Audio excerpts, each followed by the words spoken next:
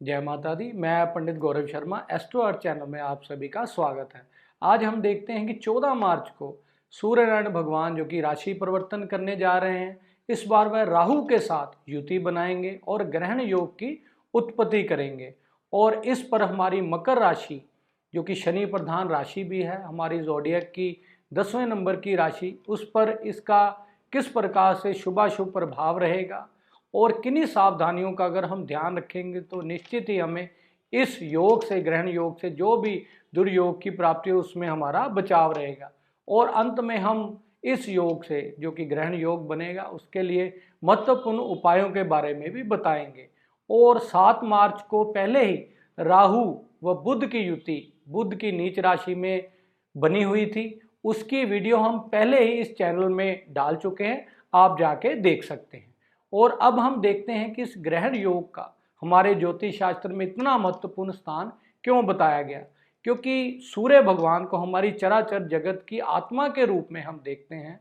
हमारे पिता के रूप में सूर्य भगवान का आकलन करते हैं, सरकार शासन प्रशासन के रूप में हमारा कॉन्फिडेंस आत्मविश्वास के लिए सूर्य नारायण भगवान को देखते हैं, हमारा हेल्थ इम्यूनिटी सिस्टम या हमारी हड्डियों का कारक हम सूर्य नारायण को भगवान को देखते हैं, हमारा मान सम्मान यश की प्राप्ति के लिए हम सूर्य भगवान का आकलन करते हैं। और अगर हम राहु देव के बारे में देखें तो हमारे ज्योतिष शास्त्र में राहु को छाया ग्रह के रूप में देखा गया है और अकस्मात चीज़ों में विघ्न पड़ना यह दूषित राहु से देखते हैं। अकस्मात चलते चलते कार्यों में रुकावट आना, हमारे बिजनेस में, जॉब में,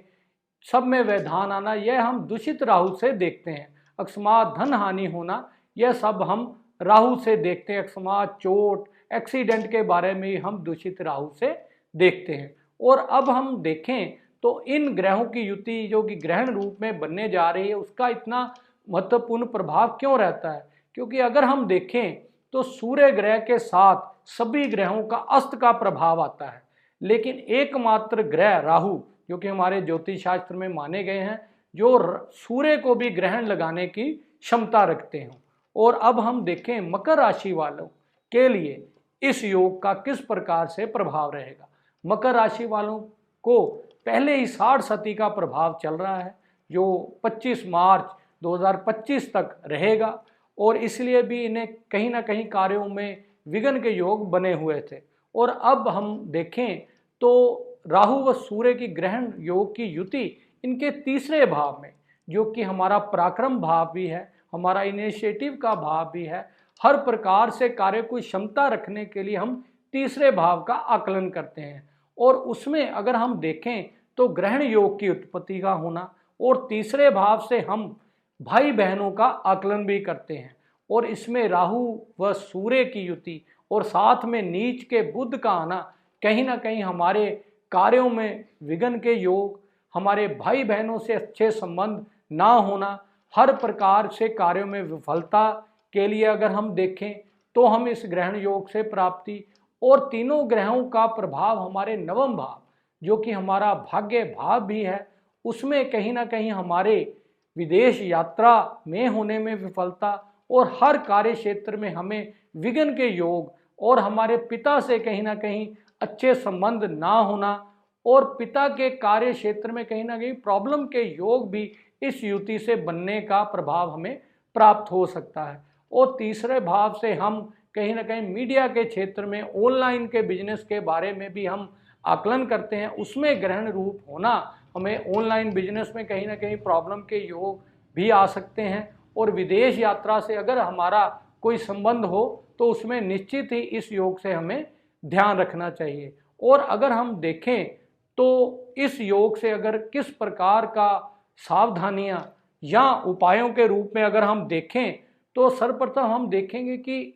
सूर्य नारायण भगवान जो कि हमारे अष्टम भाव के स्वामी भी हैं, उनका तृतीय भाव में राहु के साथ ग्रहण योग बनाना हमें अकस्मात धन हानि के योग भी बनाता है, हमारा एक्सीडेंट चोट के भी योग इस योग से अवश्य ही बनेंगे। क्योंकि अष्टम भाव के स्वामी का ग्रहण योग में आना कहीं ना कहीं अकस्मात हर कार्य में विफलता का योग, पैतृक संपत्ति में हानि के योग, धन हानि के योग, इस प्रकार से हमें अवश्य ही ध्यान रखना चाहिए। और अपने छोटे भाई बहनों से निश्चित ही हमें अच्छे संबंध बना के रखना चाहिए, जिससे कि हमें इस युति का या ग्रहण योग का दुष्प्रभाव की प्राप्ति ना हो सके। और अब हम अगर देखें तो किस प्रकार के उपायों को अगर हम ग्रहण रूप में अगर करें तो निश्चित ही हमें हर क्षेत्र में अच्छी सफलता की प्राप्ति होगी, क्योंकि इन तीनों ग्रहों का प्रभाव हमारे नवम भाव जो कि हमारे भाग्य भाव पर होने से हमें निश्चित ही बृहस्पति जो कि नवम भाव के कारक भी हैं और बृहस्पति की राशि में ही इन तीनों ग्रहों का प्रभाव होने से बृहस्पति का उपाय हमें निश्चित ही करना चाहिए। हमें पीपल के वृक्ष पर थोड़े से काले तिल, थोड़े से सफ़ेद तिल और गुड़ डालकर हमें हर वीरवार या शनिवार वाले दिन अवश्य ही देना चाहिए और अपनी नाभि, जुबान व मस्तक पर केसर का तिलक अवश्य ही लगाना चाहिए, जिससे कि निश्चित ही हमें हर क्षेत्र में सफलता की प्राप्ति हो सके। जय माता दी।